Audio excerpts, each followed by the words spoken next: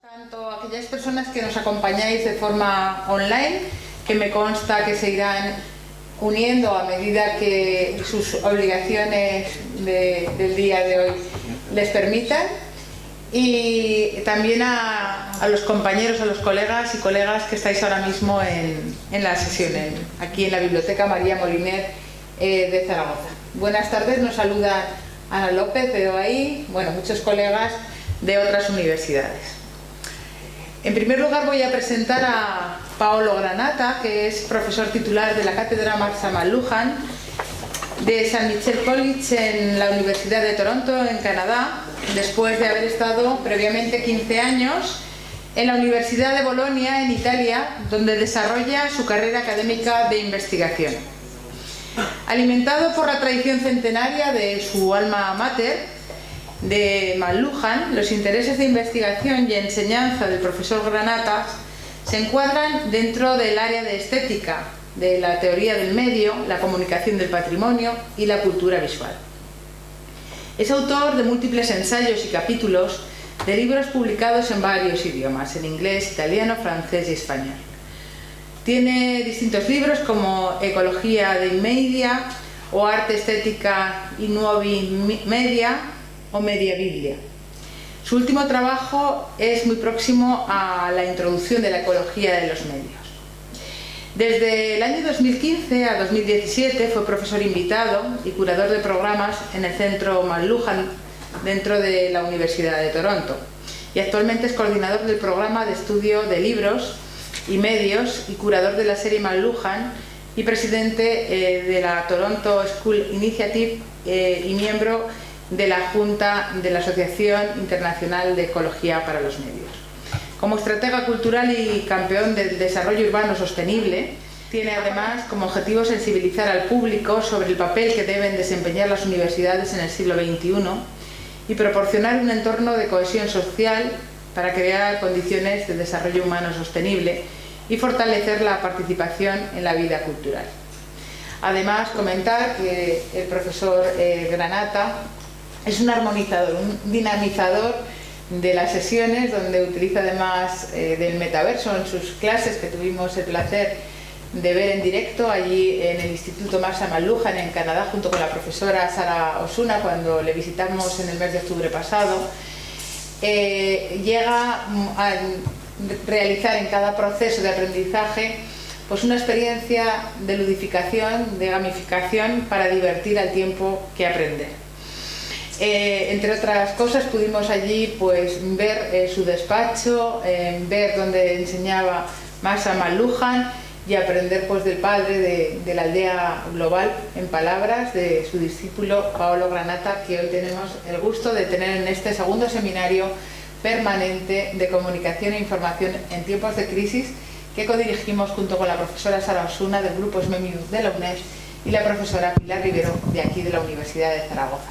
También aquí los colegas presentes del grupo GICID, que desde hace ya más de una década pues lo pusimos en marcha, y tenemos distintas actividades relacionadas con la media literacy y con la educación mediática. Muchas gracias por venir y por responder de manera afirmativa a nuestra propuesta en tu gira por Europa, Paolo. La verdad es que es un privilegio tenerte hoy aquí en la Universidad de Zaragoza. Gracias. Gracias. Español a la italiana, español a la italiana. Sin embargo, para la presentación hablaré en inglés, pero con un perfecto acento italiano. And I hope I can actually. I'd like to welcome you all. So thank you for coming in person. So we have some members of the audience in person. So thank you for coming, and all the people in the actual online session. Thank you, Veronica. And so Dolores, Anna, Santiago, Paola, Francisco, Michael. All right. So from all across the world. And so, first of all, I wanted to thank you all again. Thank you, Carmen, Sara, and the whole group here at the University of Zaragoza. It's a beautiful campus and a wonderful group of people. And so, thank you very much, you all. I wanted to thank you, Eva, I will keep speaking in English for this presentation, but Eva will facilitate Q&A to involve you in the discussion, both from in-person audience and from the actual online group of people that are following the event. And so please feel free to share with the chat anytime your comments, your questions, and so we will engage you, we will take you into the conversation. So it's beautiful. So we are online, we are in person, and we are gathering together to reflect a bit on this idea of the los primeros pasos en el metaverso. We're going to understand a bit better what is this metaverse, and also I'd like to share my experience in the metaverse. I'll tell you later. But for now, let's begin with this photo, which I'm sure you know. This is a bit creepy or concerning. You see Mark Zuckerberg walking, smiling with a bunches of people with the VR headset, right, by the Big Brother. So, if this photo is concerning, I have another photo that may be even more concerning. The next photo is actually, this is me with my student. There was a replica of that. It was intended as a replica of that famous picture. So to essentially emulate, right, the same, but in a different setting. This is the professor, and these are the students. So what if in higher education, what if in the university, we could experiment with virtual reality technologies, how we can take higher education to the next level, right, by experimenting with virtual reality technologies. And so, in fact, this actually was a beautiful group of students. You see, all students were provided with the Oculus Quest 2, the latest, one of the latest standalone VR headsets.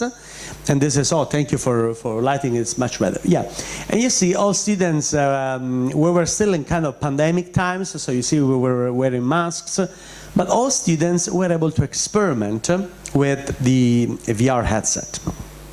There was, again, an illumination. I'll tell you what happened. I'll tell you how, what I learned, essentially, what I learned in the metaverse.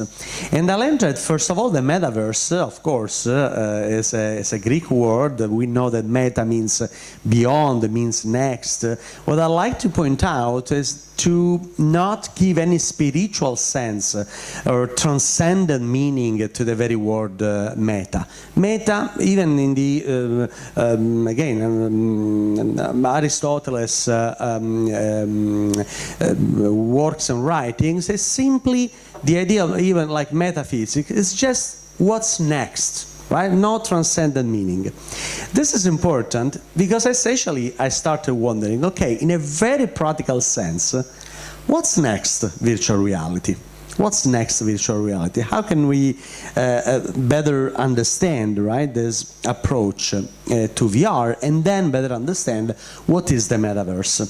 So the virtual reality in the 90s or late 80s looked pretty much like this. A huge VR headset and gloves, cables, wires of all kinds. It was such a very, very compelling piece of technology that was available just to a few universities, research centers, military research centers. Unfortunately, the warfare is a very big industry, and so even like internet that essentially was developed for military purposes, even in the very field of virtual reality, the military warfare played a role. Anyway, in the 80s, we have been seeing some virtual reality just for a few researchers, specialists, engaged to some extent with this kind of technology. The most lucky artists some artists in the 80s and 90s were able to experiment with virtual reality. Unfortunately, artists were able to, again, capture the spirit, the potential for creativity and innovation in VR. Then, a bit later, in the 90s, you see something like this. So another big, huge VR headset with gloves and technologies of these kinds. In 2020, so essentially the decade we are living now, there's a very important shift. A technological shift, because the VR headset, it's a standalone computer. It's the same cost of a cell phone. It's a standalone computer, high resolution. You just need a Wi-Fi when it works, the Wi-Fi, and then you are ready to go. There are different possibilities, but you technically can connect it to a laptop, you can connect it to other technologies, you can experiment, but essentially it's standalone. This is a very important shift in the idea of having VR going mainstream, available to many for an affordable price. Pretty much the same cost of a cell phone. And so this is how it works. Second thing you may notice, there are no gloves, no technology for interacting with your hands. Why? For two reasons. Admitter alguien, welcome again. So you don't have gloves. Firstly, because essentially they invented this kind of controllers. This is very ergonomic. You handle this way, it's very easy, and so there are many buttons and things. You can do a lot of things. And there are sensors. Essentially, if I move my thumb this way, if I move my hands, my hand this way, all the sensors actually capture the movements of my fingers, my hand. Same, if I move the controller has sensors, and everything is recorded. If I move it this way, or this way, everything is based on a sensor in this controller. But even better, why I put this picture with no sensors, with no controllers, because if you notice here, there are, outside the Oculus, 4 little black dots, 4 cameras. There are 4 cameras that point outside. So what does it mean? That you wear the Oculus, and essentially, the 4 cameras are able to capture the movement of your hands. So, no gloves needed, no controllers needed, because essentially the cameras are able to exactly capture the movements of your hands, what you're doing, how you manipulate objects. Imagine typing on a keyboard like this. So essentially, you don't need gloves or controllers of all kinds, because the cameras can easily replace and easily capture the movement of your hands. And so there was a bit of technical introduction just to understand how we're going to frame the rest. Any question at this point? And so Eva will help if you have comments or questions or something that you think I should clarify before moving on. Now or never. It's your chance. And same from the audience. In the meantime, let me say hi to Dolores, Anna Lopez, people from the audience, people online. Let's see if you are attentive, if you are following. I see Michael is following, always turning on the phone. Okay, except Michael that I see is very, very engaged. Okay, anyone else? Feel free to say hi on the chat. Let us know where are you from, where are you connected from. So, and if you have questions, if you want to clarify something before moving on, it's still okay. Okay. All right. So all good. But anytime we are keeping an eye on the chat, feel free to engage, interact with us. wherever you are. Oh, I see. Bravo, bravo.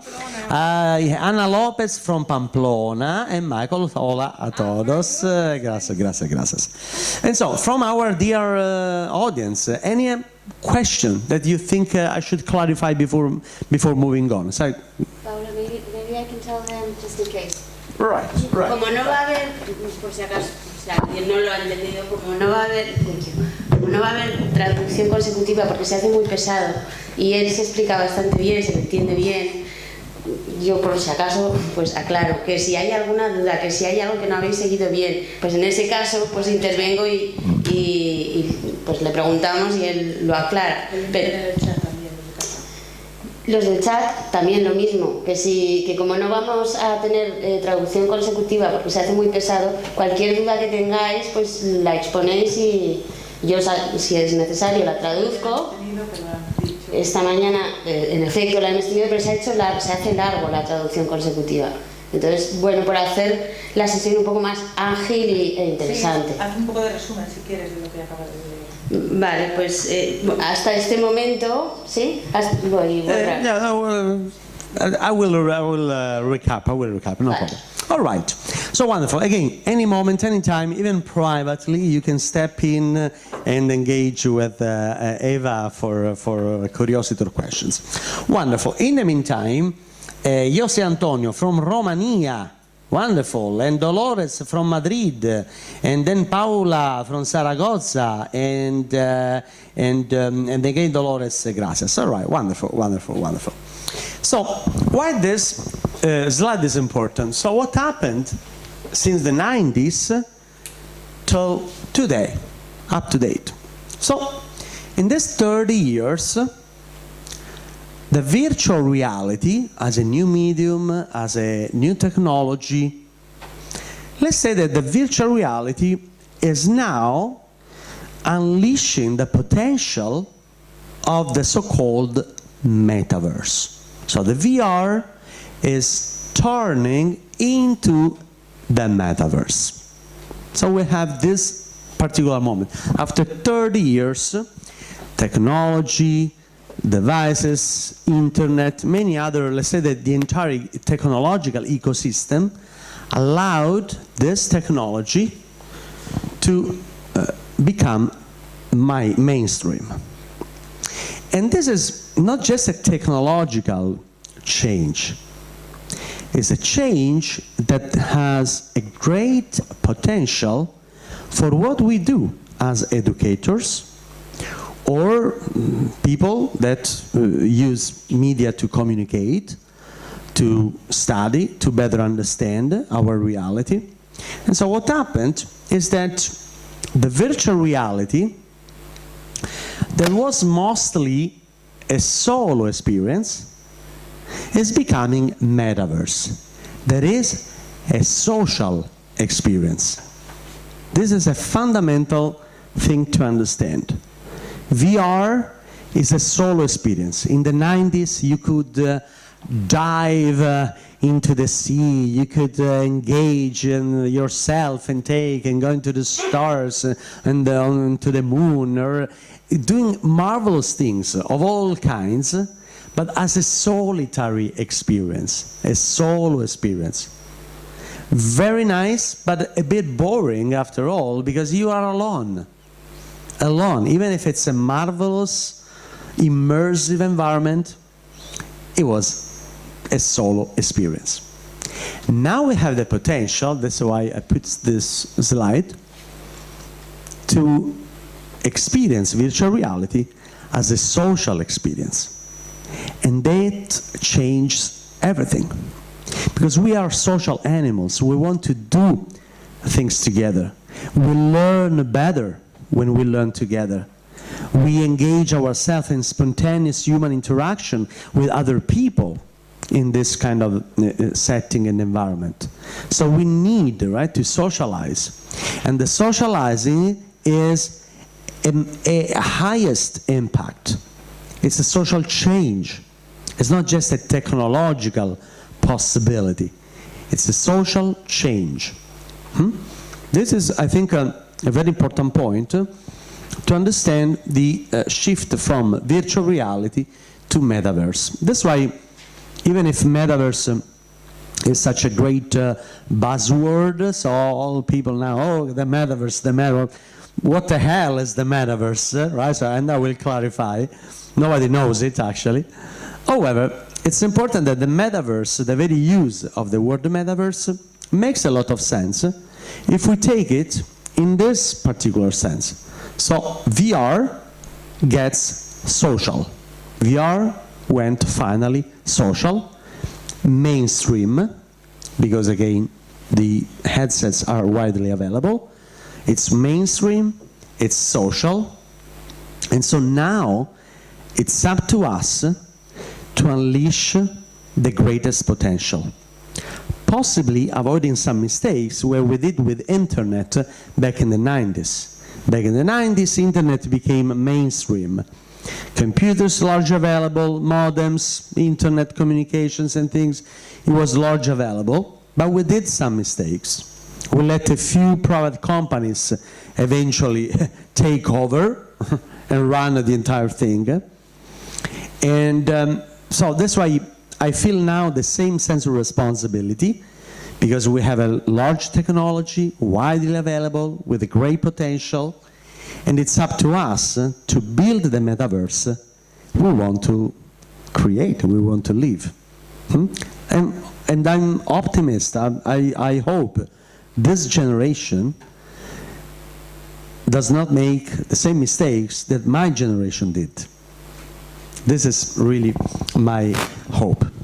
And so, as usual, when a new technology, a new possibility pops up, science fiction artists, that's why I was mentioning the artists, they gave us a sense on how to interpret, how to envision the technological possibilities with a social impact.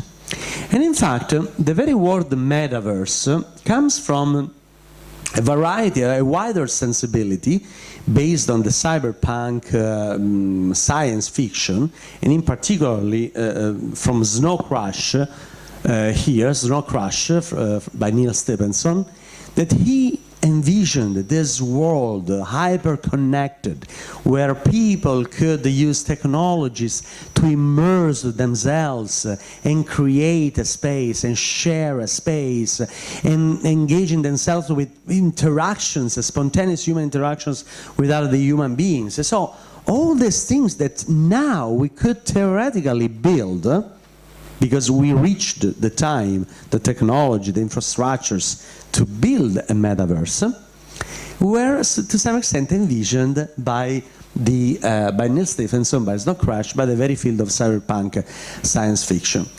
And there are a few other science fiction authors,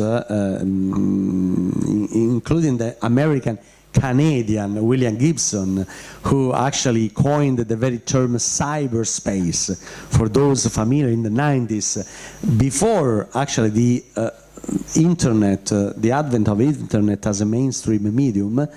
Cyberspace was such a big word, right? Cyberspace. Nobody knew what was the cyberspace, but it was a word that inspired new thinking, new ways of thinking.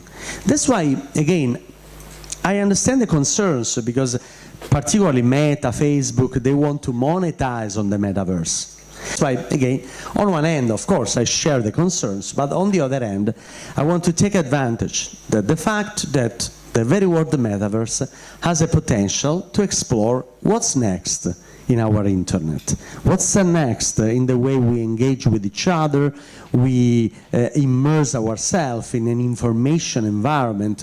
What's next in the way we communicate with others? I think potential, or even to forecast the risks of this technology from an ethical perspective.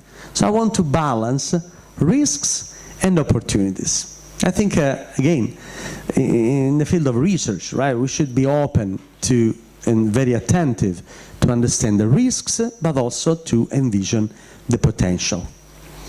And to finish a bit of story of metaverse as we know it today, remember about Second Life. Do you remember about Second Life? Raise your hand.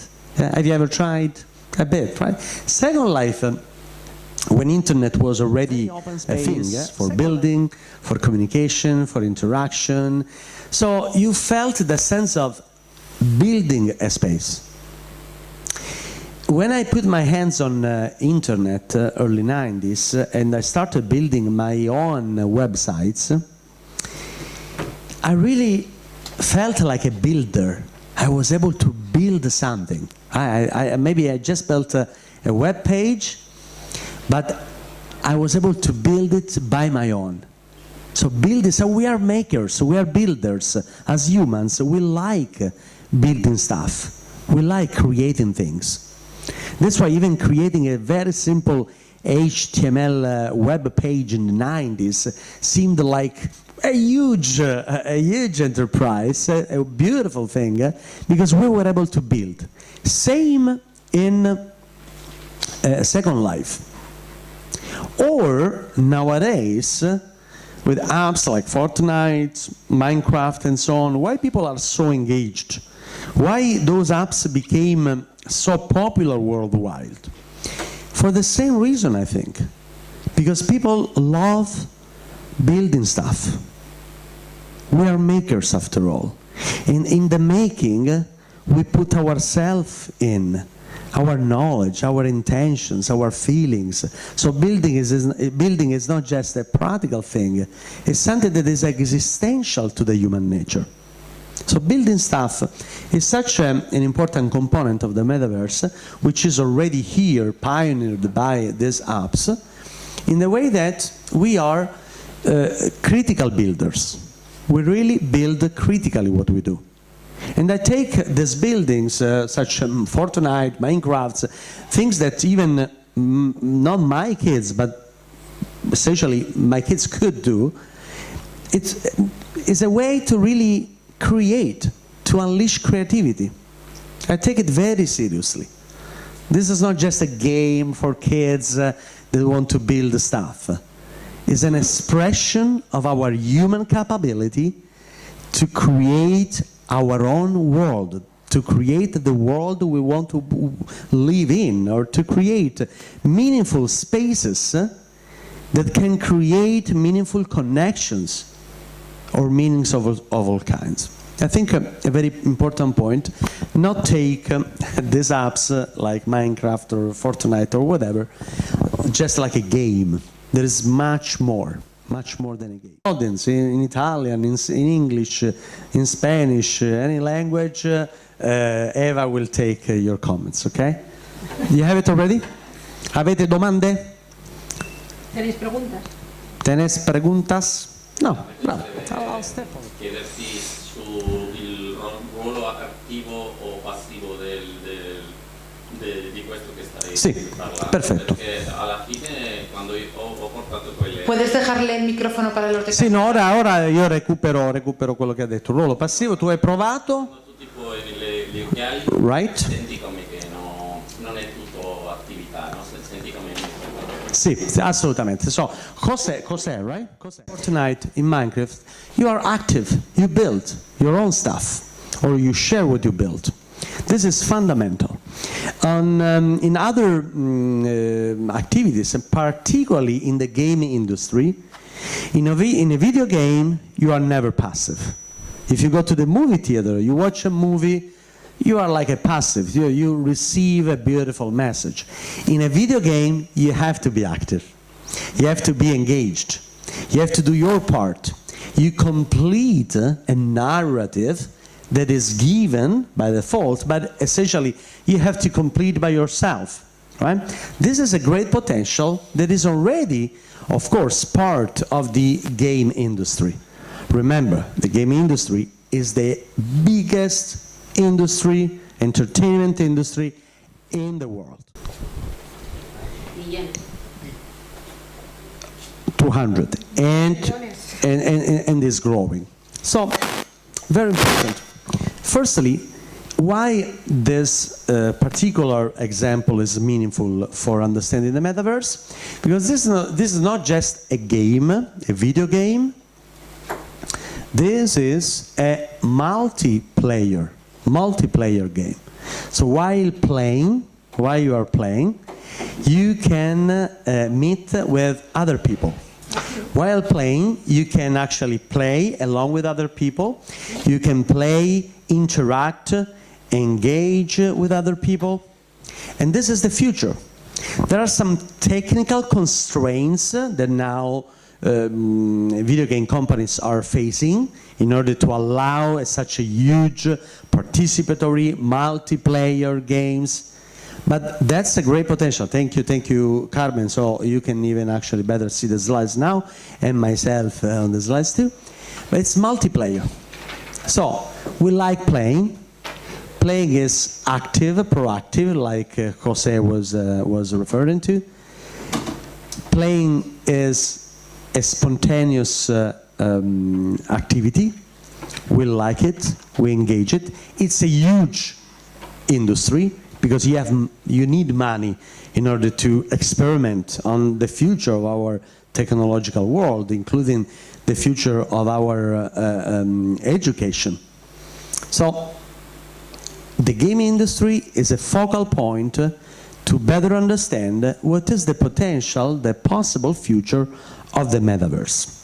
That's why, again, look at these things again very seriously, not just as, okay, this is a multiplayer game, you can play with people from all across the world. No, this is a pioneeristic, a proto-metaverse that likely may expand, may become the way we interact in a more spontaneous in a more spontaneous way, not just to play game or to kill people around or do things like this, but to do even meaningful activities. That's why, once again, when Marshall McLuhan used to say, oh, I don't predict the future. I just notice what's around us already. And to predict the future, you just need to look what's now with a critical eye, with a critical spirit.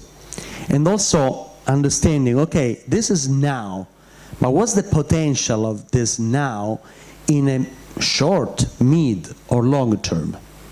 And so I think in the multiplayer games, we have another proto-metaverse that is popping up, and I think it may be very relevant. In fact, if you actually see and compare the consoles, the game consoles, with the Oculus cells, the Oculus and VR headset is just 3% of the market. Nothing. Really nothing.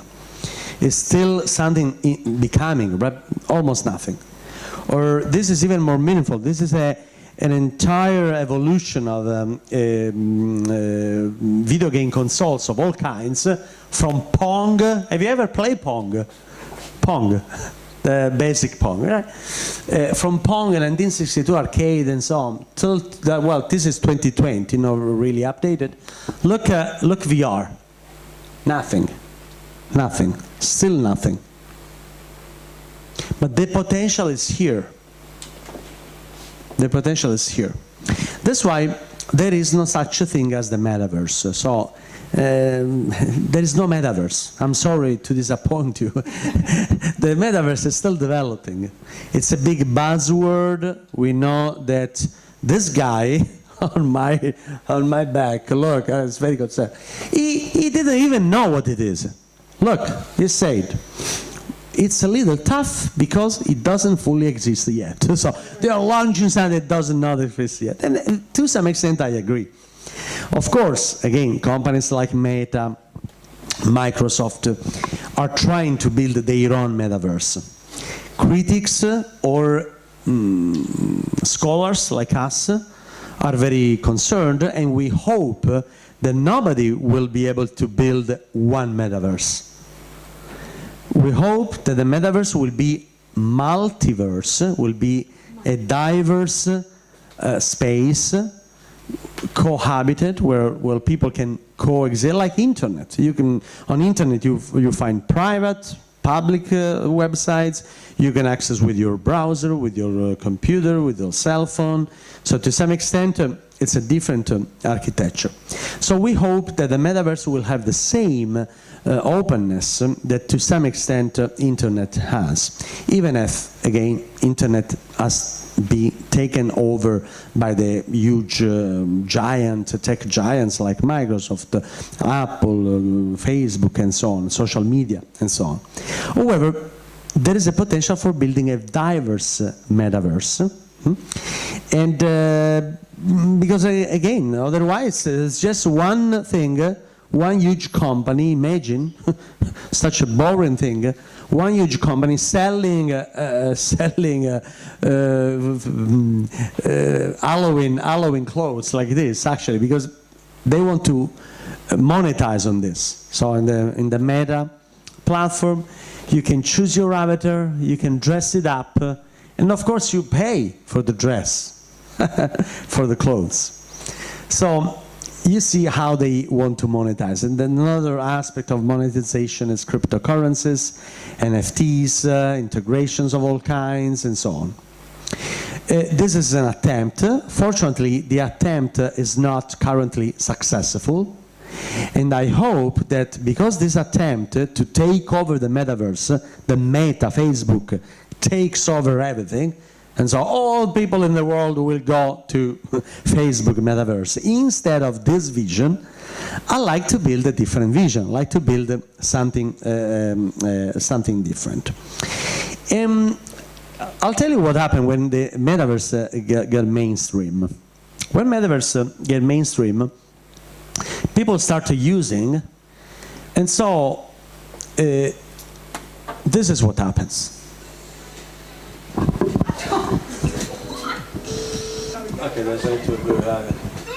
So we were not prepared. These are funny videos, of course.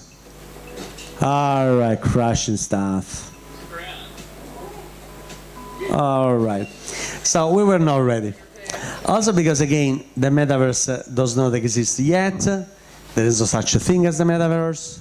It's a variety of applications, a variety of possibilities, apps, communities.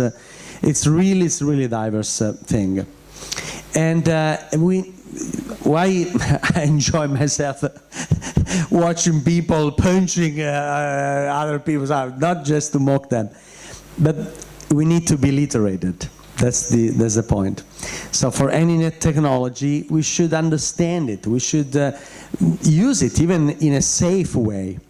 That's why, for instance, nowadays, actually, if you get the Oculus, you have to set the boundaries. There are a few other technicalities to avoid that you punch someone else on the face or you break your TV like it happens. So, very important.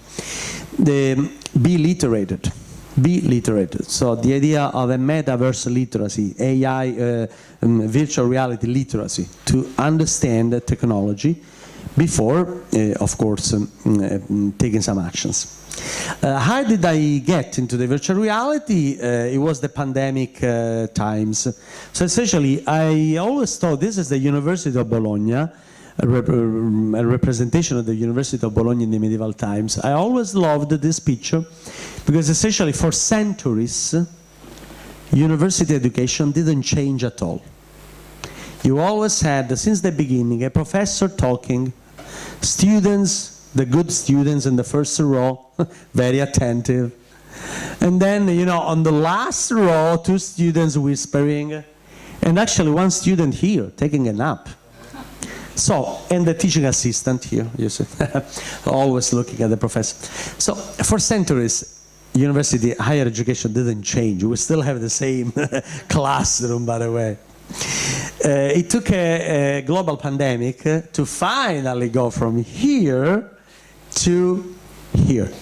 So pretty much nothing changed. So you still see the professor talking, the good students taking notes, the bad students whispering, and guess who is the one with camera off?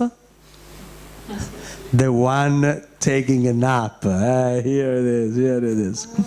Anyway, that was just a reflection. So essentially, I started thinking, okay, in person, online, in person, online. is there a third way to think, right?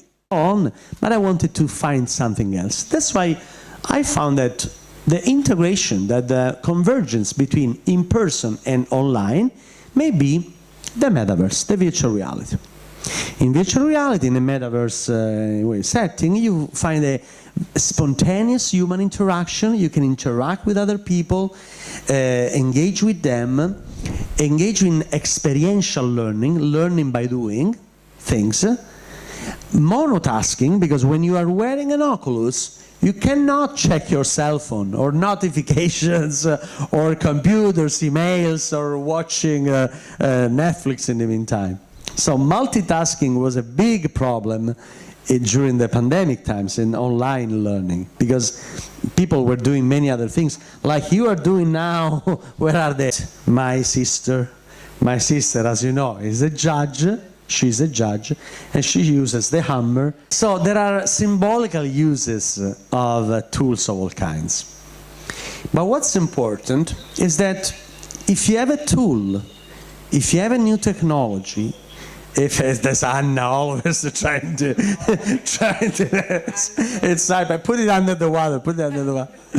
If you understand, so the question is, if to a man or woman to a hammer, with a hammer everything looks like a nail, to an educator or a student or an expert in communication or any person that wants to really with curiosity explore what's going on, to an educator with a VR headset, everything looks like, that's my question, a VR headset. And so, in the same spirit, so to a man with a hammer, everything looks like a nail. To a person, to an educator with a VR, everything looks like. So my question was that everything looks like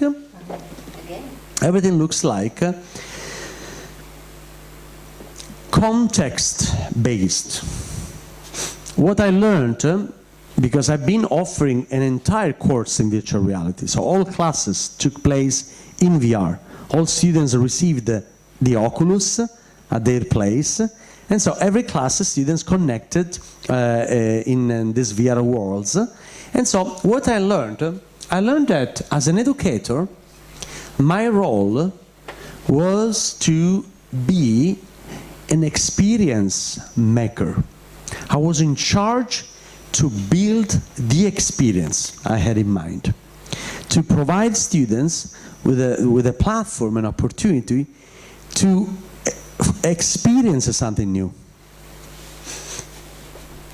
And I learned that content is important, but the context is even more important. Experience makers, experience designers. I really believe that in the 21st century, content is everywhere. So why students should pay tuitions to go to the university to just get some contents? And if you are students and you are paying your tuitions, you should ask more than contents. Why you should pay tuitions just to get content? Content is everywhere. On Wikipedia, a good book, a good documentary. Why you should pay tuitions? Why you are attending the university? And the real answer is because of the context, not for the content. You are here to get the best context. The context that your professors will set for you. The context that makes your learning meaningful, joyful, playful, and ultimately inspire your learning. So this is how I wanted to use VR, not just to provide contents, or while providing content, I wanted to set the context, and so the learning experience. Also, it was an exploration. It was a way to explore the actual potential of VR, and so I got the Aldous, the Marshall McLuhan's motto: "I don't explain, I explore." And then I have a question for my fellow Carmen. How we're going with timing? Más o menos 5 minutos. Ok, per la discussione. Perfetto, perfetto. That was the actual thing. So exploring what is important in VR. I'll show you a few things, and then we go to the discussion. So VR is not just vision. It's not just vision. So when you wear an Oculus, of course, vision is mostly engaged. But you use your hands, you can experience the very idea of touch, and you can actually create an interplay of all the senses. So don't think that VR is only visual. I like the idea of la visión se palpa por los ojos. It's palpation with for the eye. Haptic means that you feel a sense of touch, even if in the fingerprint, your fingertips, even if you don't feel something, your brain bridges the gap. Your brain thinks you are actually manipulating things. I'll give you an example. This is the example. So this is what I see in the Oculus if I manipulate some objects.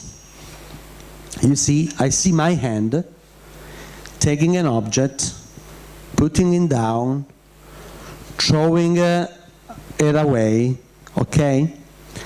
Because I see my hands doing this, my brain believes it. Have you ever heard about the phantom limb experiment, that you got a fake arm and then you punch the fake arm and you really feel pain? Why? For the same reason. So our brain is a beautiful machine, bridging the gap. Even if you don't feel in the fingertips that the actual objects, your brain believes so. And this has a great potential. That's why all the experiments we did in virtual reality were not just visual. It's not just a visual world. You are there, whatever you do with your hands, it looks very real. It's spontaneous because there is a proxemics. If I get close to another person, you feel the sense of closeness, and you hear the voice better. If you step afar, right, you don't see the voice anymore, or you don't hear the voice anymore. So there is a kind of spontaneous human interaction. And so in virtual reality, you have to use your proxemics, so the way you manage the space between people, and kinetics, the way you gesture. We Italians are very good at gesturing, right? But gesturing is very important, because in VR you say hi, you gesture, if you have to deliver a speech or something, so you can gesture. And these are very important components, very important. And speaking of gestures, I wanted to present, and now then I'm going to conclude, I wanted to present my avatar. Come on, don't be shy, don't be shy, come on, all right. Don't be shy, say hi, say hi. Say hi, all right, okay. All good, so say, all right, okay, good. Wonderful, wonderful. And so you see, okay, they're missing arms and legs in this prototype. Well, that was an old one. But you see, the person is there. And hands really make a difference. Hands make a difference, and actually there's Paolo here, there's Marshall, there's Marshall McLuhan, a prototype, this carnate man. Marshall said, at the speed of light minus his physical body, man is a discarnate, and discarnate man is not related to natural law. I was inspired by this. Virtual reality is not subjected to natural law. It's not intended to replicate the real reality.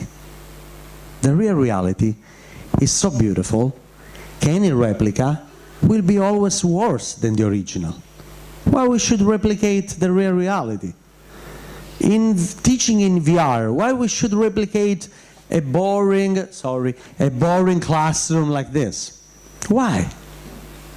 We can do way better. We can do much better. This is what I learned VR is not to replicate the real reality. It's to create new realities. It's not to do ordinary things. It's to do extraordinary things, impossible things. Well, firstly, I wanted to make a replica. This is a perfect replica of the Marshall McLuhan's coach house. And this is where I realized that the replicas are very boring. So, well, we did it. But eventually, what is it? It's just a replica of a historical building. Here are my students. We did a special activity there. But again, I understand that the replica, right? The VR is not there to replicate the realities. What we wanted to do is to use VR in two ways. First way is using VR as a time machine, going back in time. I wanted to take my students in a medieval scriptorium where books, manuscripts, codices were produced. And here you see as me, my avatar, in this beautiful scriptorium. And if you want to try it, actually, so maybe after you can come and I'll let you come in. So essentially, we kept building. So lights is not perfect, but you can get a sense of all the books and the slanted desktops and things we put together. If you want to check it out, just Google Virtual Scriptorium Paolo Granata. You will find it on. It's on YouTube. And I'll just show you. This is Paolo Granata, and this is actually my avatar. Anyway, you'll see the video. We also created not only the medieval scriptorium, but also the Gutenberg workshop. This morning there were some students studying a printing press, Gutenberg, and so on. You see, well, we also experimented with other platforms. I finally got the arms and legs. I learned how to say hi, and also I learned how to dance. Oh, look. And that was an exhibition on Marshall McLuhan. We started using many technical tools like Unity, which is the same 3D model software for making video games. This is, for instance, the slanted desktop for a medieval scriptorium. You see the same desktop with no textures, right? So with no materials, right? This is a chair. And then eventually you put on top of the chair wood and leather, so all this. And to conclude, what I learned, again, I learned that the virtual reality is not there to replicate the real reality, but to give students opportunities for traveling back in time, or traveling somewhere else, or simply running a class every week in a different classroom. Instead of gathering always in the same boring classroom, every class is different. And because it's different, you will remember pretty much everything. Except the youngest. If I ask the oldest people in the room where you were 2001, when the two towers collapsed, you remember everything. Why you remember everything? Because it was an extraordinary experience, traumatic. But you remember where you were, what you were doing, what you were eating, and everything. So that's my claim. Making classes, making teaching an extraordinary experience, every class in a different place, every class with different context, will boost learning, will boost participation, will boost novelty. Because novelty, feelings, emotions are the key for opening the mind, for a better engagement. And this is, and I close here, this is a world where I did the special experiment with my students. Because the virtual reality is not just to be used as a time machine, not just to do something extraordinary every week, but to do impossible things. What did I do? I welcomed my students in this beautiful world. You know, all surrounded by nature. We were in this island. There was another island over there. We couldn't get there. There were birds flying all around us. And you can see here, who is this? This machine, Leonardo da Vinci's flying machine. And this is the actual codex on the flight of the birds. 500 pages of annotations by Leonardo da Vinci. For years, Leonardo annotated everything in order to understand how birds were able to fly. 500 pages. If you go to Turin at the Royal Library, you will be able to see it. So after talking about Leonardo da Vinci's will to emulate the human flight, and then eventually Leonardo designed these flying machines like parachutes, helicopters, and all these things, after reflecting in terms of content about Leonardo da Vinci's will to fly, and after providing then the context, so you see birds flying all around us, and actual flying machines. Again, this is not possible in a classroom. After doing that, I told my students, and now students,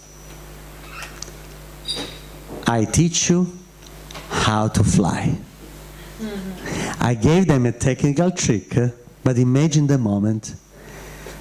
At the count of 3, we started flying all together, with the birds flying all around us. We were able to reach the little island over there, where there was another surprise. So, of course, the second time you do it, it's normal, it's ordinary, it may be even boring. But the first time you do it, believe me, it's unforgettable, it's memorable. Doing something impossible.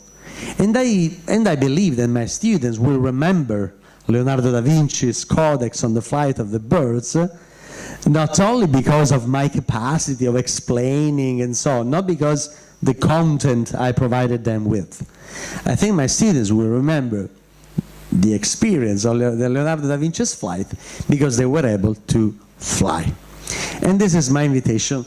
Let's fly away, let's really experiment and the potential of virtual reality and the metaverse for really exploring all these possibilities together. Thank you.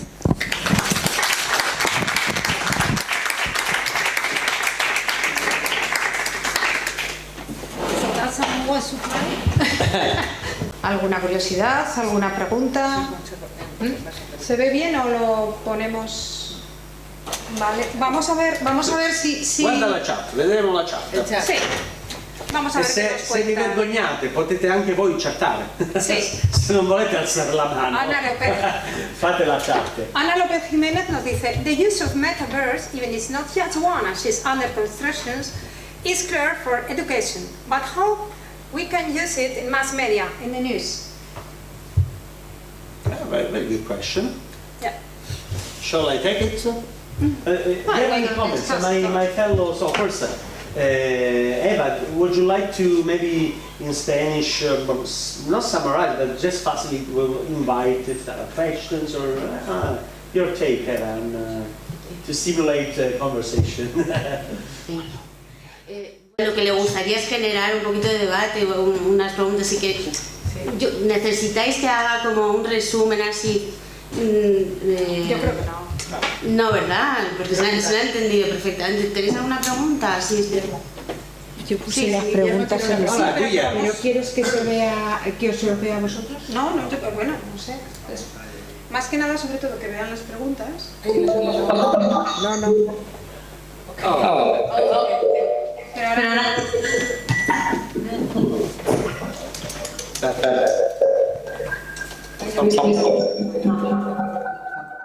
Voy a decirla en español para poder explicarme mejor.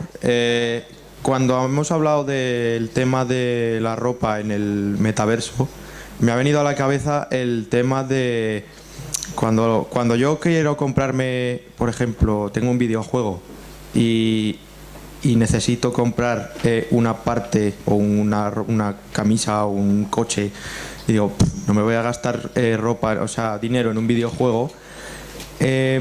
Ahora con el metaverso pasa igual, ¿no? O sea, va a ser difícil acostumbrar a la gente a que va a haber que gastar dinero en lo digital. ¿Cómo veis eso? ¿Cómo veis esa perspectiva? Gets one important point. interoperability. Interoperability. Para que escuchen los de casa hay que apagar esto. Ah, sure. Estábamos con Ana, con So, el uso del metaverso. Guillermo did a very important question. It takes the matter of interoperability. You build something on one space in the metaverse. How can you use what you bought, what you got in one place in another place? Or you build something in one place in the metaverse.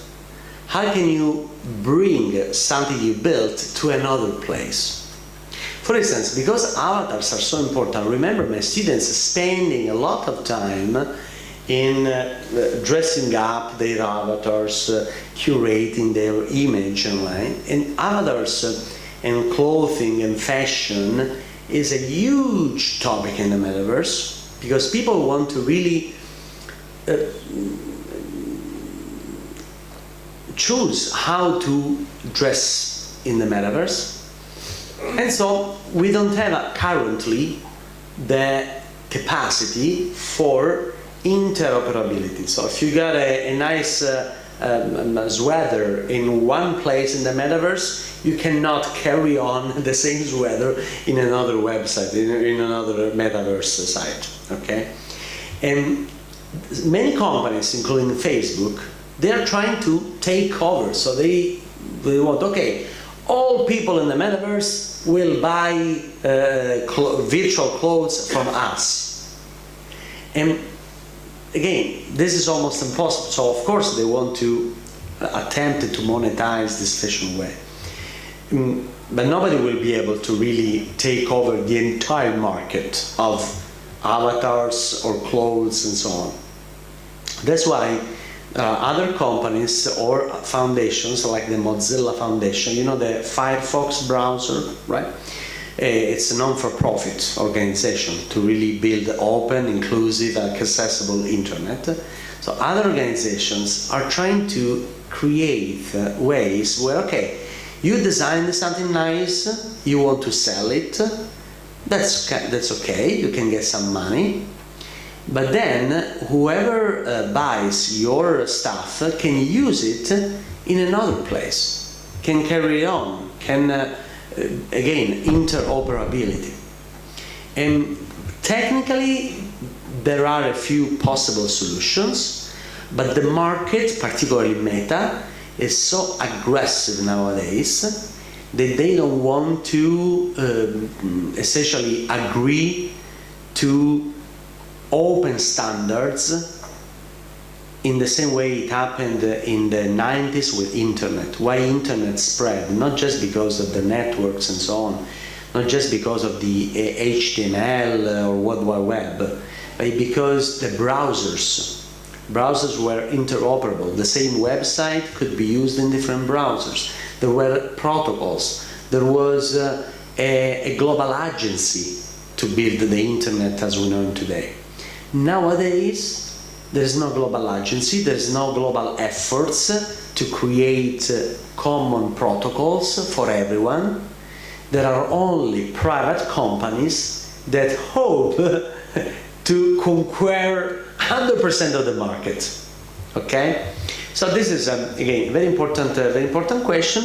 And the answer is that there is still time instead to build the metaverse in a more open, equitable, accessible way, right? Where there is more interoperability. And then of course, if you are a young designer, you designed something super cool, it's your right to make money, right, on what your creativity did, right? But all the rest is how we can make sure that creativity circulates, is valued, and it's open, it's an open market instead of a very close, 100% controlled market like the one, again, Meta particularly is attempting to build. Okay. Questions? Other question? Yeah, there was like Paolo? Deafness, people with vertigo, etc. Absolutely. Excellent. Who's this person? Dolores. Sarah. Sarah, excellent question. I had this problem actually in my classes, and generally speaking, 15-20% of the population is particularly sensitive to VR, like motion sickness, nausea, all these things. And it's firstly related to the actual technology. The technology, even if it's good, but it's still in its infancy, there is way for improvement. Because we have these issues, and some people are particularly sensitive to motion sickness, whatever we built was available in 2D, in a computer screen. Because it was available in a computer screen, if a student was feeling not well that day, the student didn't want to wear the Oculus, or that was not my case, or if there were students with permanent issues related to accessibility or the actual usage of an Oculus, we provided the 2D version. Well, essentially, it looks more like a video game, right? It's not immersive, but at least is an alternative that enables to participate, to engage, to enjoy almost everything, except the actual immersion that is part of the virtual reality as an experience. But that's a very important part. So that whatever we want to build the metaverse must be accessible even using 2D technologies, a computer screen, a mobile app. Nowadays we are experimenting on spatial.io. Spatial is a platform, and whatever we build is available on app, computer, and Oculus. And I think this is nice for, again, welcoming all people in without any constraints in terms of accessibility. Good question. Our colleague. Hello, Miguel Esteban, University of Zaragoza. Philosopher Paul Virillo said that every invention offers an opportunity, but also a risk. Their plane makes it possible to travel fast, very fast, but before the invention of their plane, there were no airplane. We can hear you, we can hear you, no problem. But before the invention of the airplane, no were airplane crash. What confidence will be the metaverse bring? Absolutely. Thank you, Miguel. Another excellent question. For two reasons. Firstly, you mentioned the aircraft and flight companies. Let me start from the end. Why nowadays flights are quite safe? So essentially, it's more dangerous to drive on your car. There are more chances to die if you drive your car in a highway than to take a plane. It's way more dangerous driving than taking a plane. Why taking a plane is so safe? Essentially, you take a plane, you trust the flight company. You trust the flight company that will take safely to your destination. In order to you trust the travel company because you trust all the organizations that essentially regulate the airports, the maintenance of the aircrafts, and all the rules they set for safety, for maintenance, and so on. It's a global governance. So we trust we take a flight, we trust the global governance that is in charge for making sure that flights are safe. And so there is one principle: human life. You can invent any new aircraft. You can even create whatever you want in flights, as far as you guarantee human life, the safety of the human life. The human dignity is the most important principle. So why I point this out? Because essentially we have the capacity for global industries to create a global governance that takes human life into account as the first principle. Not monetization, not profit, not business. Once all people want to do business in the flight industry, if they want to do a business in the flight industry, they have to comply to the regulations that are intended to salvaguard creating something that does not mine the human life. No discrimination, and possibly taking into account any other technical issues. So there is a solution already, because again, we fly safely thanks to a global governance. And so we could engage in the internet, or in the metaverse, or in AI safely if we were able to create a global governance where, while allowing the market to make business, because innovation, of course, is based on creating something new, while creating that, avoiding the mistakes like, and I'm glad you mentioned the flight industry at the very beginning, because essentially with AI is what is happening today. They put this ChatGPT on the market.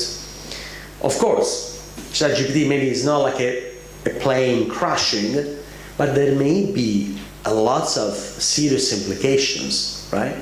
That's why this is wrong. This is simply wrong. You cannot just put a technology out there, okay, and say, okay, let's see what happens, and then we will ChatGPT because of some privacy concerns you may heard. But essentially, the regulator is regulating without a deep awareness, without knowledge.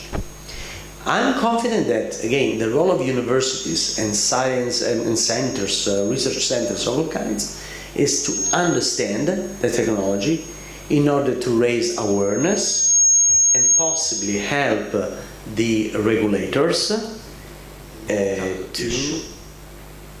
By the way, all these companies are in one place in the world, in the Silicon Valley. Well, then, okay, put Alibaba, TikTok, and so on, they're Chinese, but a few places in the world where things happen, things are created, that had a global impact. That's why a local government that takes a decision does not make sense, because these are technologies that have a global impact. And so, now more than ever, we need this kind of global agencies that are able to regulate globally, because the impact of one company in the Silicon Valley cannot be regulated just on a local base in Italy or a local base in California, the governor of California that will make a law. Because if they don't like the law from California, they move to somewhere else, they bypass the thing. It's not, again, a local solution.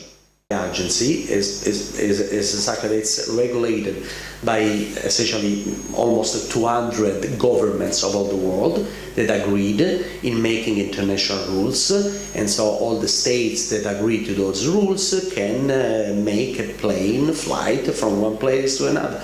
So we have already some examples. The automobile industry is another example. You cannot make a car tomorrow and put it on the market.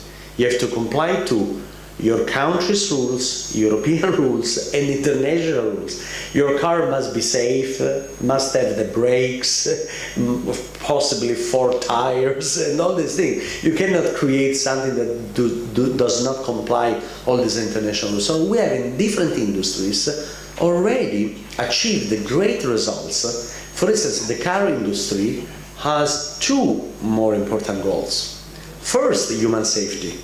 You cannot put a car in the market if it's not safe. You can't. Even if, with Google, right, you agree. But do you agree? It's free. Do you agree? And so we agree to everything. And then, no, in the car you cannot do this. You cannot sell a car and say, okay, I'll give you a car that looks like a Ferrari. Do you agree to drive it? Even if you may die, maybe no, you cannot do it. So safety is by design.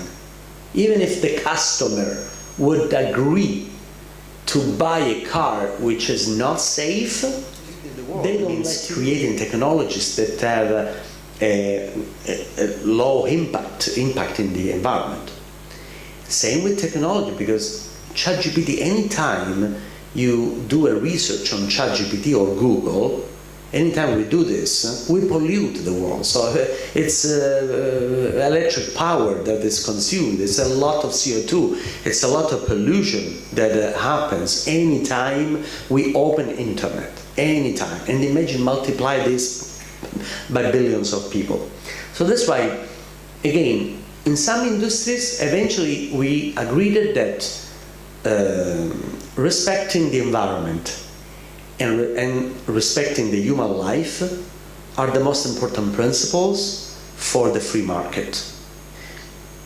We should simply follow those simple rules, even to everything related to internet, digital world, and so everything we do online and so on should be safe and should be not polluting the world. So theoretically we have the models. It's not a local solution. The solution must be global, because these companies, again, they are locally based, but their impact is global.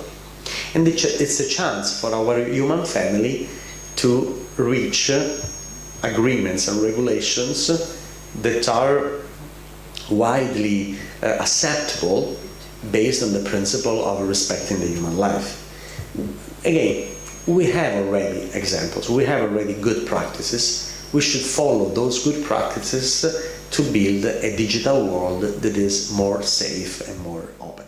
A lot, sorry for my Spanish. It worries me a lot. It worries me a lot to think that if our students will have these wonderful learning possibilities, they may also be in danger of losing touch with reality a bit. Could this be the big ultimate push for the creators of false information? It's a good question.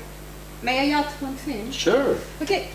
About this question, I was wondering another thing, not about the technology, of real world of life. Sometimes I say, that the most important thing human have is the feelings. So that I was wondering where this metaverse goes to.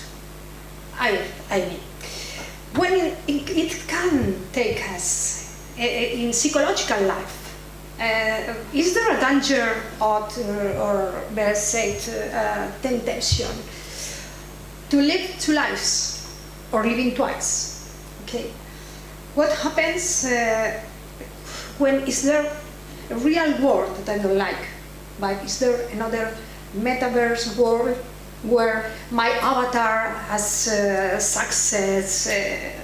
Indeed, the avatar is better than the real person. Then, have ever thought about this? Absolutely, very interesting point. ¿Puedo explicar en español? O sea, Lo explico. No, did you get the question about the possible detachment from the metaverse and the real life, or building a second life, building a virtual life that is entirely different than your life? Firstly, to some extent, it has always been so. You get a good book, you isolate yourself. Even the Third World War could happen. If you like your book, you keep reading, you are entirely isolated, you are entirely engaged with that novel. You are reading about, that person that inspires you, and so you put yourself into the shoes of that person in that novel. So this is the power of human imagination. So we invented literature, stories, religions, art, magic. We invented all these human tools to foster the power of imagination, fantasy, because we need to do this kind of virtual travels, right, since ever. It looks that one of the components that actually enabled the hominids and then eventually the Homo sapiens is the usage of psychedelic mushrooms and things and so on. It seems that a kind of a glitch happened in the human mind to then create something that eventually today we call it consciousness and so on. But again, something happened in the human evolution because our brain, our mind needs stories, fantasies, creation, virtual things. So we invented drugs, essentially, and even our ancestors started smoking drugs of all kinds because they realized that maybe taking those substances could open up their mind and making some virtual travels. So it has always been the case that we as human beings, we want to create new realities. We don't want to just live in the objective reality. The objective reality, to some extent, at some point it becomes boring. We created new realities, and again, art, religion, magic, all these things, to elevate the human spirit. And even a simple story, we invented myths, mythology. Why? To justify this human imagination, to make sense of the entire universe and so on and so on. So this is something embedded into the human condition, creating new realities, not just living in the objective reality. Because animals do this. Animals have been living in the same way forever. Always just dealing with the objective reality. Except the dinosaurs that got extinct by a meteorite. But all the other animals, think the animals. So, well, except the domestic animals that we actually affected their life. But pretty much the animals, they live just dealing with the objective reality since ever. We started creating a new reality. We didn't like to just live on a cave. We built our houses, we built the streets, we started writing and books, and all the media of communications are nothing but the answer to our need of creating new realities. And so that's why I see the virtual reality and so on, metaverse and so on, just as another tool that we invented to create, generate, and render new realities to live in. But these new realities can to take us to a happiest world. And this is the real temptation. Okay, in the same way a book can take you to a better world. Okay, but in the same way a good book can take you to a better world, or a bad book or enforcing a book can take you to a worse world. So in the same way, again, a human creation like a book can inspire or can foster a worse behavior. Same with this technology. So after all, we are entitled to, again, value the human potential and not just delegating the technology to run our world, but to be in charge of our world. For instance, writing gave us more opportunities for fostering imagination. And then we invented all tools essentially fostered new ways of thinking, new ways of for expressing our human imagination. So that's why I see in the new technologies, again, like tools that can enable us to foster human imagination. By foster human imagination, we elevate the human spirit. I'm quite optimistic because if we elevate the human spirit, we may be more conscious of respect of human life, empathy, and other human qualities that really make us human, right? For the good, not for the worse. Okay. That's my point. But some people, my students or folks say, "Oh, you're too optimistic." But look back. If we look back at the history of scientific discoveries, tell me something we are getting worse than before. So now in the world there are lots of wars, unfortunately, but way less wars than before. You know how many kids used to die in their infancy, and now way less. Of course, there is still hunger in the world, there is still lots of problems, but way less studies. There is evidence that there are less problems in the world than before. Respect of human life, the women condition, human rights, and all these things. We're always getting better and better. Healthiness, we're getting better and better. So now we are able to curate, have a cure for illness that were killing a lot of people. So there is evidence from a statistical, factual point of view that we are getting better and better and better because we are elevating the human spirit. That's why I want to be optimist that because we are getting better and better, we will invent technologies that likely will solve some environmental issues.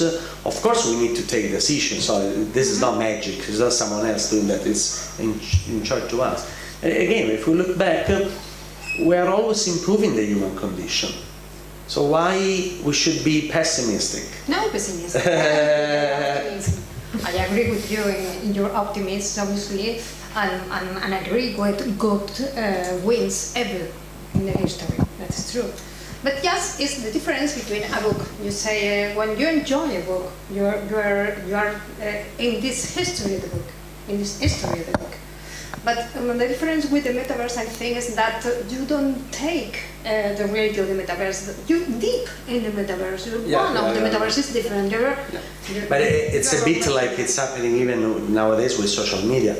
Social media, there is no, it's endless. No, I agree with you. But it's endless. So social media, there is no finish, right? It's not like a movie at the end. It's always keep infinite scrolling. It's very addicting, essentially.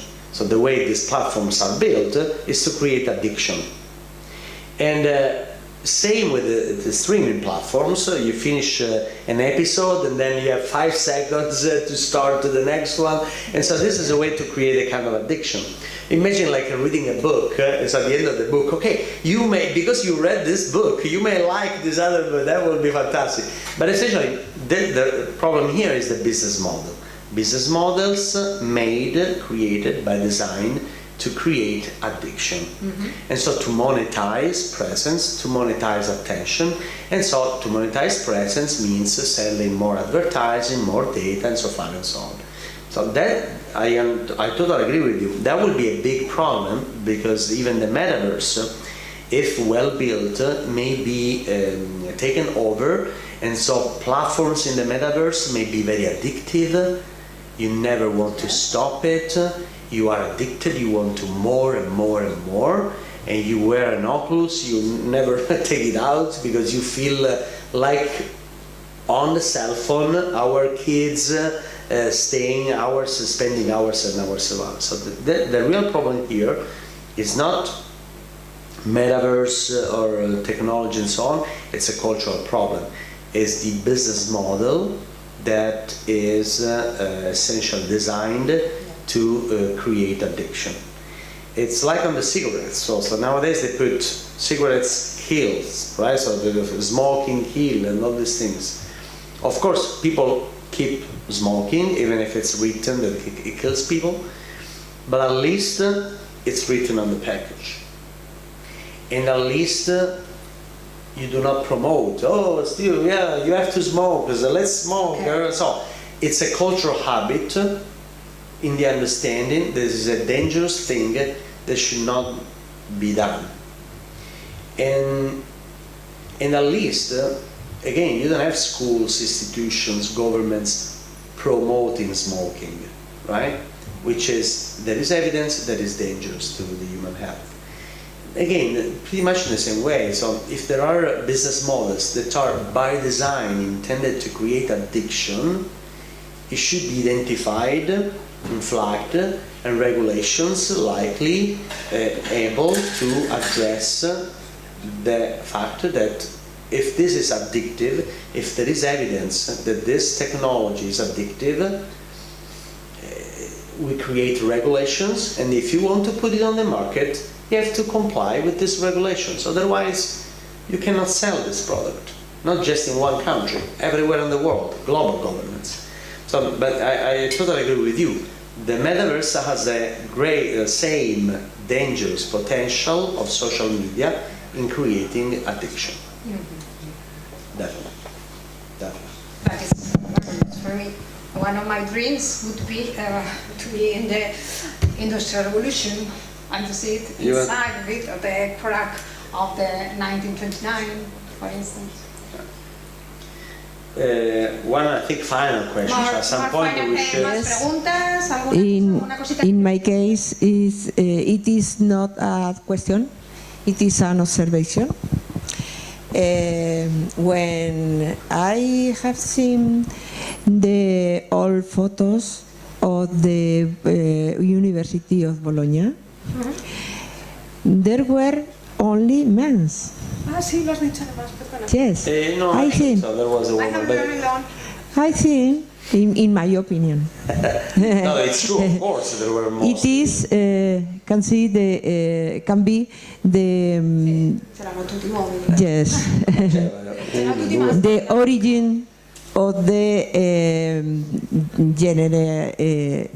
gender equality. Do you agree, or it is an perception, my perception as a woman? I mean, you mean in the metaverse? So in the experimentation in the metaverse? No, I didn't get the origin. The university, absolutely. Or the gender equality. Of course, but the education from the university. Sure, but only today, only men. Nobel Prize, I think it's 7, I may be wrong, but it's about 7% of Nobel Prize went to women. Maybe. In this moment. But we are making progress, but even in this moment, it's only 7%. Yes. And there is evidence that women in the university career, they get slower in achieving a university career.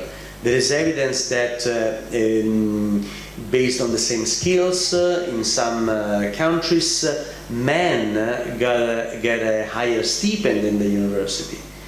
And there is evidence that women's articles are conceived less accountable compared to, particularly in science, is a big problem. In the humanities, I will say it's different. So in the English department are mostly women. However, in the science, it's a big issue even today because there is a higher majority of men, and not only men, men's mentality. And then the few women that got in a powerful academic position, they tend, and this is evidence, they tend to replicate the worst men's behaviors in order to succeed. Women are proved to be more competitive and tough, but not because they were so, but because in order to survive, they had to get the same bad habits from the masculine attitude, particularly in the academic or scientific world, in order to survive, in order to succeed. So this is a disaster, a total disaster.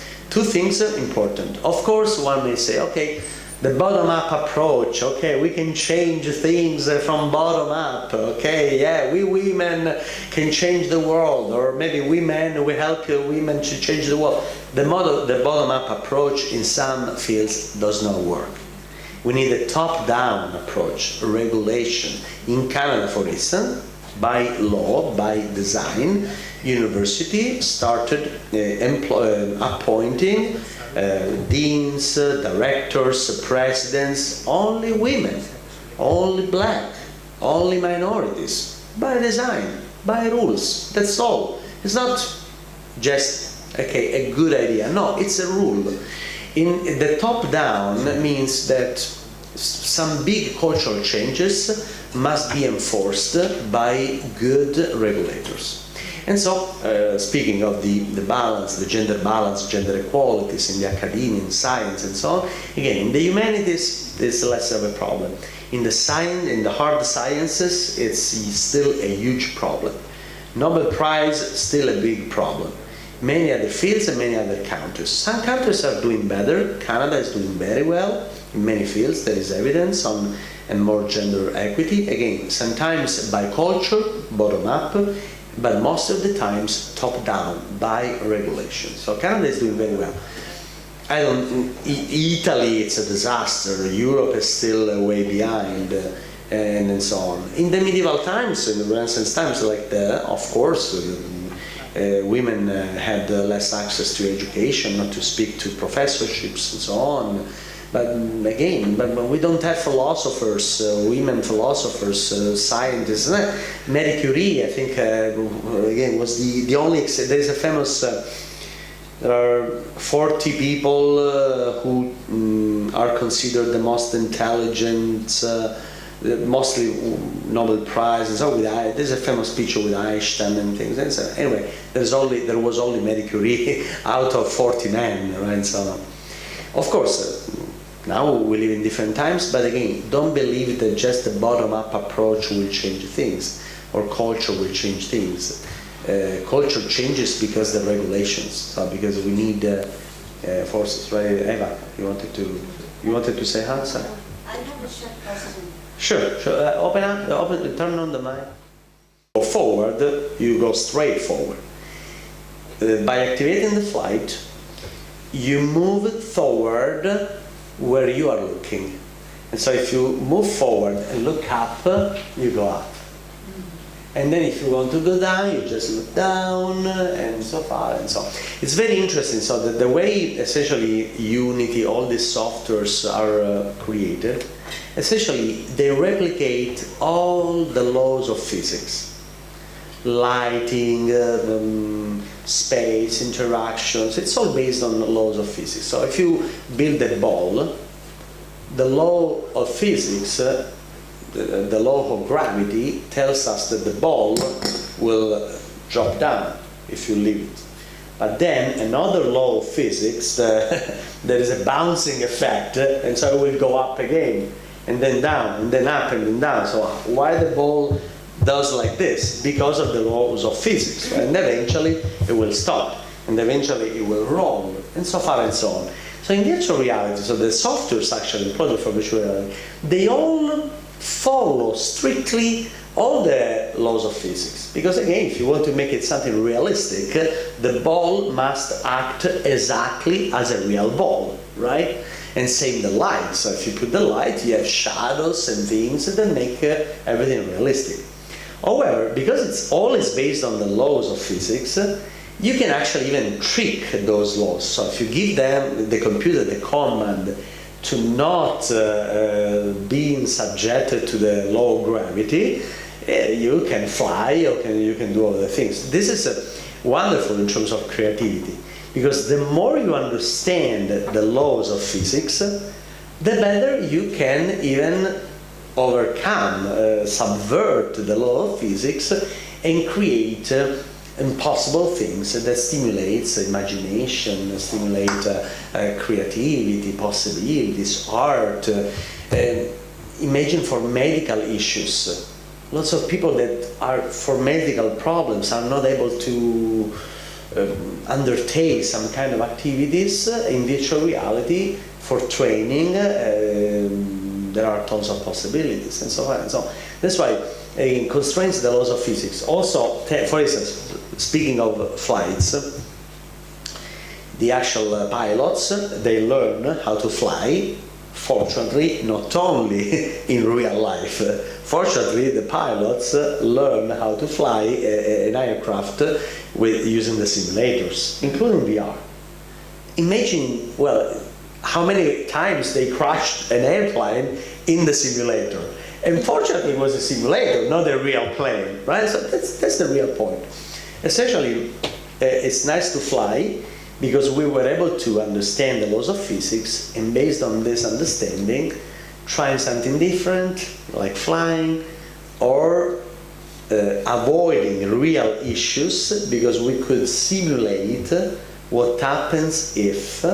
And so instead of killing real people, you kill virtual people. And so at least we learned that that specific move will be a disaster in terms of the flight. So again, there's always some good if we want to, if we know and we want to use it. But medical purposes, medical issues and things, there's a great potential. Organizado este seminario. Oh, grazie. Gran sorpresa. Questo te lo dico in italiano. Italiano, vai. Questo è un riconoscimento, come sei l'allievo di Marshall McLuhan. Marshall McLuhan è stata una celebrità studiata alla facoltà di giornalismo e comunicazione. In appena 20 anni e ha rivoluzionato con le sue teorie quello che era conosciuto come sopra la potenza dei mezzi di comunicazione nella società. Allora, benvenuto amico, e ti vogliamo salutare, ci salutiamo qua con la tua lingua madre. Grazie. Grazie